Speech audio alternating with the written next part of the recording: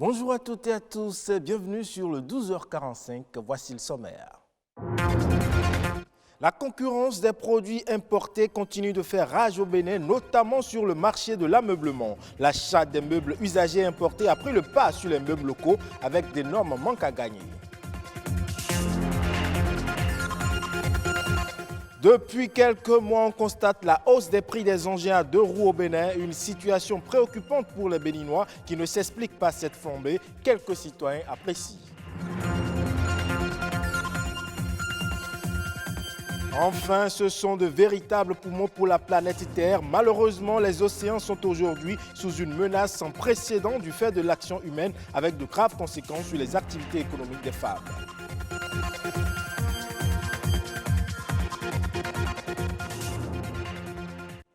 Bienvenue si vous nous rejoignez. Démarrons par ce constat. Les produits localement fabriqués continuent d'être abandonnés par les populations. Pour des raisons diverses et multiples, la consommation du Made in Bénin n'est pas encore entrée dans les habitudes. C'est le cas également sur le marché de l'ameublement où de nombreux Béninois préfèrent acheter les meubles importés que ceux produits localement. Et pourtant, cette attitude n'est pas sans conséquence sur l'économie béninoise. C'est du moins le constat que fait Rodrigue Babagueto. Il faut au moins 180 000, 200 000 à moi.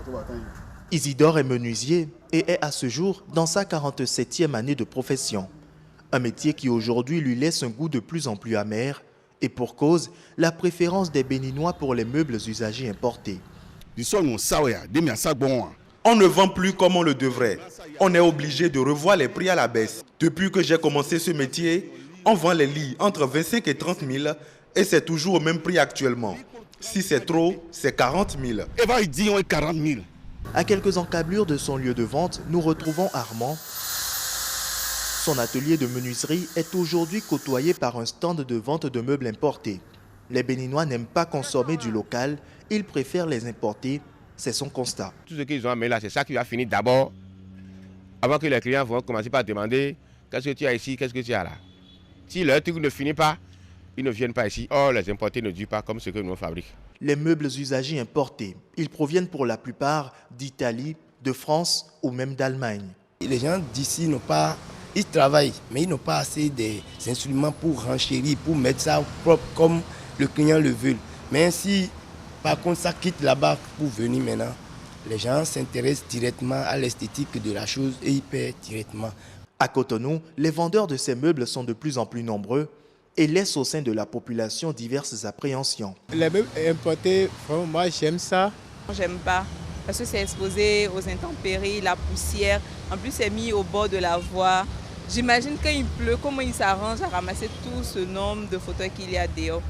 Et quand ça vient, je ne sais pas combien de temps ça fait là-bas, avant de venir acheter ça à mettre chez moi. Si l'importation des meubles usagés contribue un tant soit peu à la croissance du PIB, il n'en demeure pas moins qu'il plombe l'économie locale. Si vous utilisez un meuble local, tout ce que vous payez, il y a celui qui achète le meuble chez le menuisier pour vendre, il y a le menuisier lui-même, il y a le producteur de bois qui a quelque chose dedans, il y a le bûcheron. Alors que quand vous en importez, il n'y a que seulement les commerçants du bois qui en profitent. Et pour une préservation des emplois, Isidore, tout comme Armand, propose une solution radicale. Hélas, elle ne saurait être bénéfique pour les nations au pas de la mondialisation. On doit arrêter l'importation. Tout ce qu'on peut appeler l'interdiction, tout ça, ça ne marche plus dans ce monde libéralisé. Mais par contre, on peut agir sur deux plans. Le premier point, c'est de taxer plus fortement les produits qui sont importés. C'est de former nos menuisiers, nos ébénistes, nos travailleurs de meubles pour qu'ils fassent des meubles de qualité. Autant de mécanismes que le Bénin pourrait rajouter à celui faisant état de la présence de 60% de meubles locaux dans les administrations.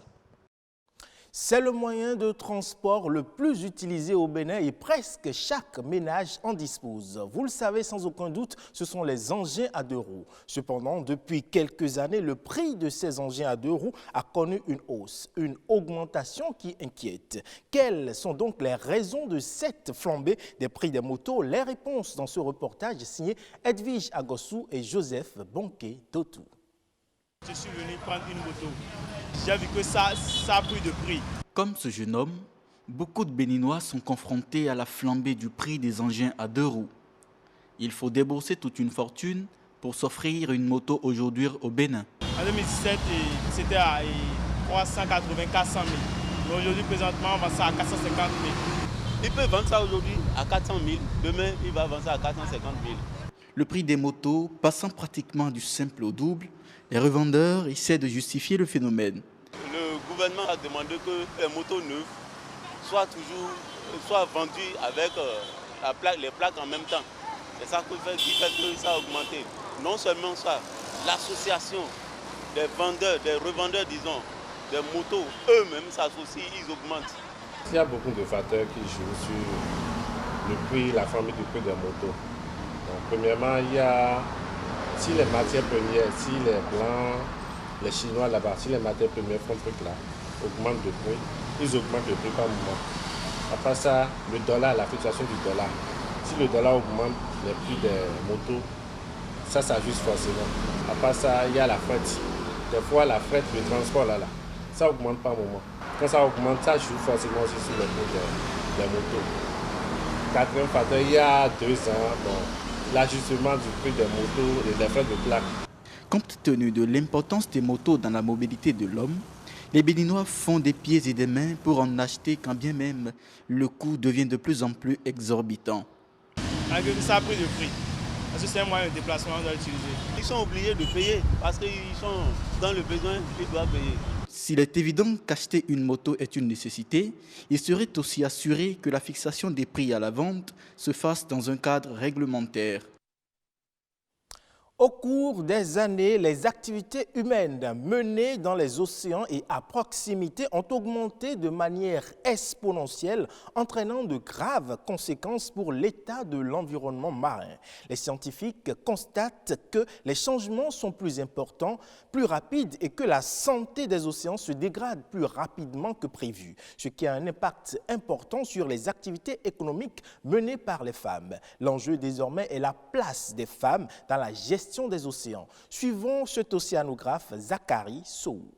Les océans se portent très mal. Ça s'explique par le fait que nous-mêmes, nous polluons l'océan par les déchets d'origine terrestre. Les déchets que nous produisons dans toutes nos activités. Nous allons, disons, des plastiques, les batteries, les piles que nous jetons en mer.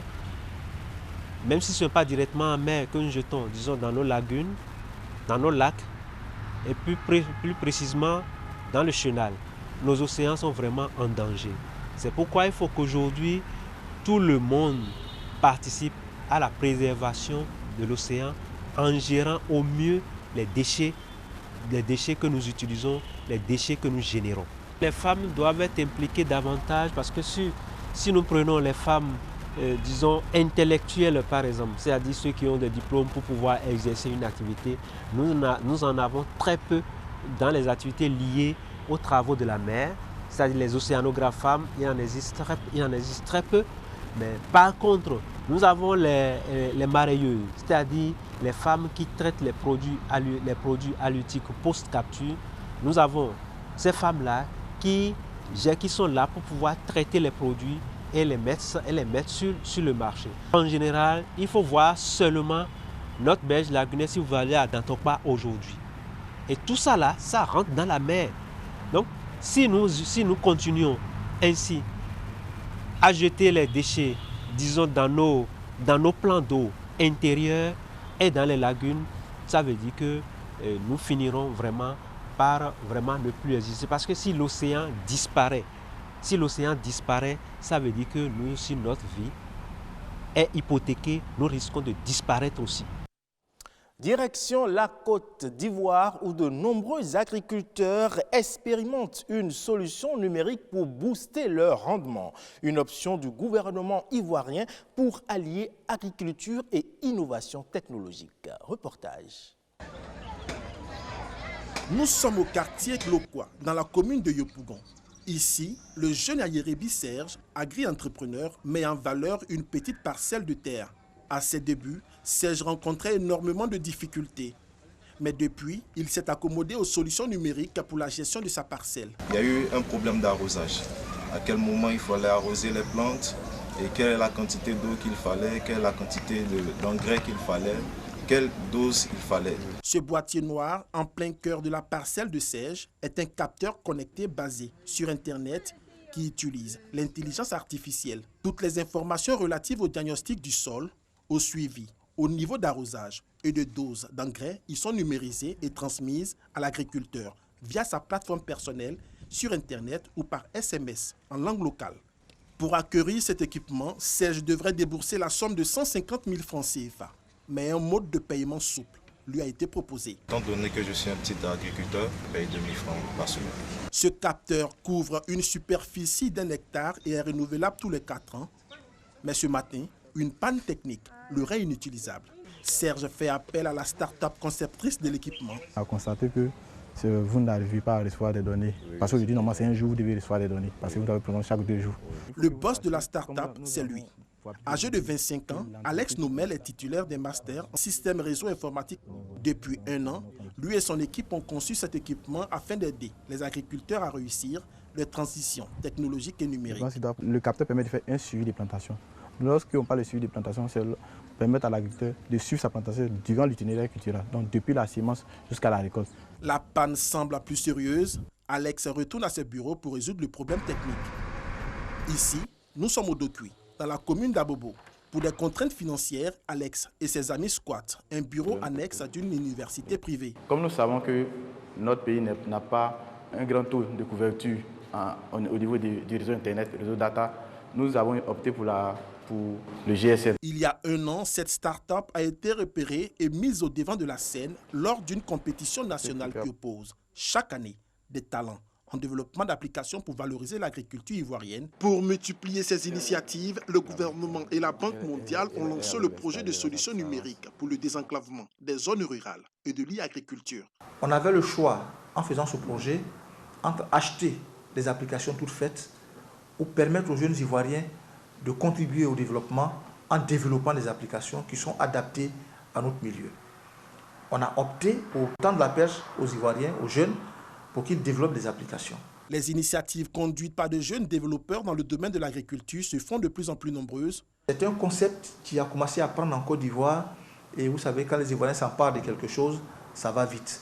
Donc nous pensons que d'ici 2 ans, 3 ans au maximum, le concept de e-agriculture sera une réalité en Côte d'Ivoire. Les services et solutions numériques innovants sont de véritables leviers de développement dans plusieurs domaines d'activité. Fort heureusement, le secteur agricole s'ouvre peu à peu aux TIC pour le bonheur des agriculteurs. On reste dans le domaine de l'agriculture, mais cette fois en nouvelle brève pour dire qu'au Zimbabwe, l'exécutif entend poursuivre avec les subventions céréalières. Une décision qui devrait permettre de soulager les populations les plus vulnérables dans un contexte de crise économique. Ainsi, l'Office de commercialisation des céréales va continuer à acheter les céréales auprès des producteurs et à les livrer à un prix subventionné aux meuniers. Cette mesure intervient après l'annonce par le gouvernement zimbabwéen de la fin des restrictions à l'importation de maïs et de farine de blé afin d'enrayer la pénurie de produits alimentaires dans le pays. Et c'est la fin de ce 12h45. Merci pour votre aimable attention. Bon samedi à toutes et à tous.